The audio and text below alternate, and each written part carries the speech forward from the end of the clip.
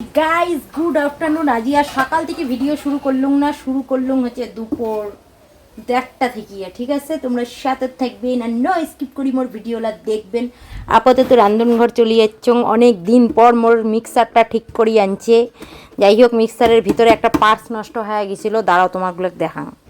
যাই হোক, এই পার্টসটা নষ্ট হয়ে গেছিলো, এটার জন্য মোর 550 টাকার চুনা লাগিয়ে গেছে গাইস। আপাতত এটাকে এটে রাখি দেন। আর এটা কোনো এলে দেখো, এলে হচ্ছে তোমার খেসারি কালার ডালের বড়া করবো।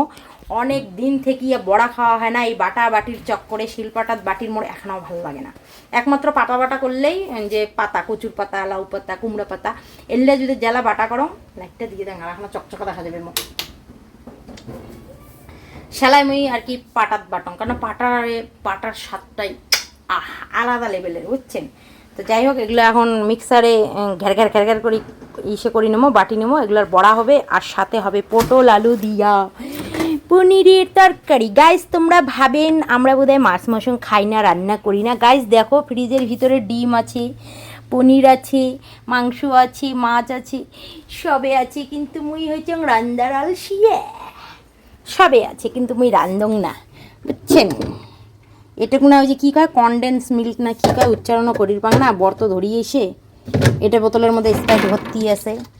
তো যাই হোক, কি আর করা যাবে কন। এ দেখো সবজিপাতির মধ্যে এটা গাজর টাজর আছে, আদা মাদা। যাই হোক, এলা আপাতত আজকে যেহেতু সোমবার, রান্না হবে পনির আর হচ্ছে ডালের বড়া। একটা টমেটো নিয়ে নাও।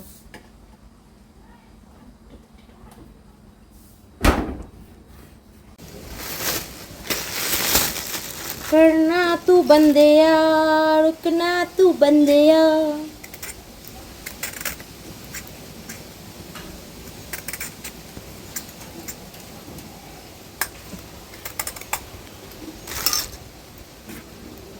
বরকে বলেছিলাম বটি বানিয়ে আনতে, এত বড় বটি বানিয়ে এনেছে গাইস, কি বলবো। দেখো আমার থেকে বটিটাই বড়।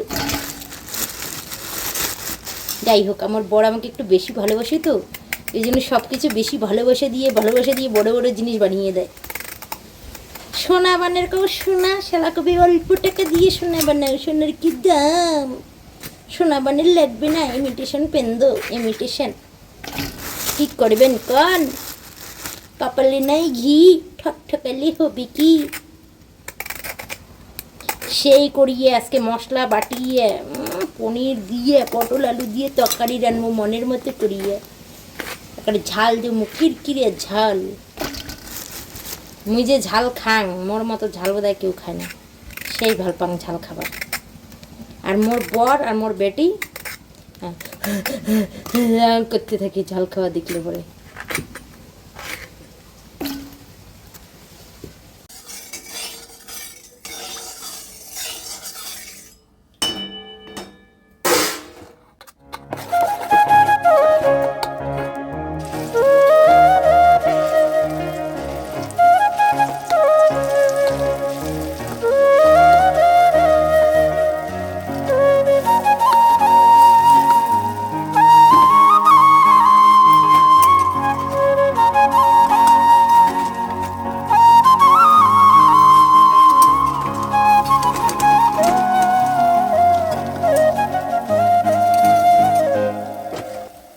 তো গাইজ দেখো, বড়াগুলো সুন্দর করে ভাজি নিলুম। এগুলো হচ্ছে খেসারি কালাই ডাইলের বড়া। তোমরা কি ডাইল কন কমেন্টে অবশ্যই জানাবেন, আমরা কিন্তু খেসারি কালাই কই।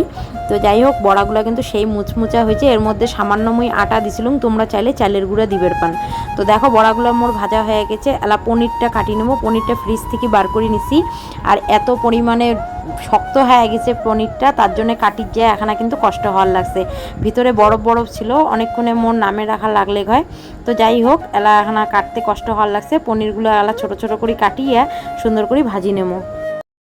পনির ভাজা মোর হয়ে গেছে। এলা তরকারিটা রান্নবো, তার জন্য কড়াইয়ের মধ্যে তেল দিয়ে তার মধ্যে গোটা গরম মশলা, জিরা আর শুকনো লঙ্কা, তেজপাতা ফোড়ন দিয়ে পটল আর আলুগুলো দিয়ে দিলুম।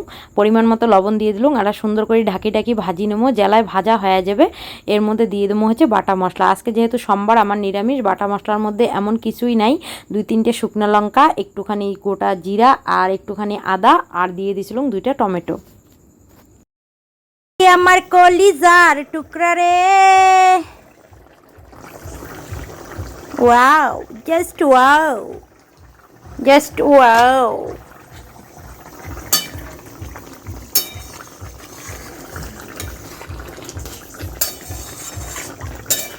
ফাইনালি তরকারি আমার রেডি, পনির আলু দিয়া ঝোল মাখো মাখো। আর একটু ঝোলটা টানবে, তারপরে একদম মাখো মাখো হয়ে যাবে। আলু সিদ্ধ হয়েছে, ইয়েস, হো গয়া।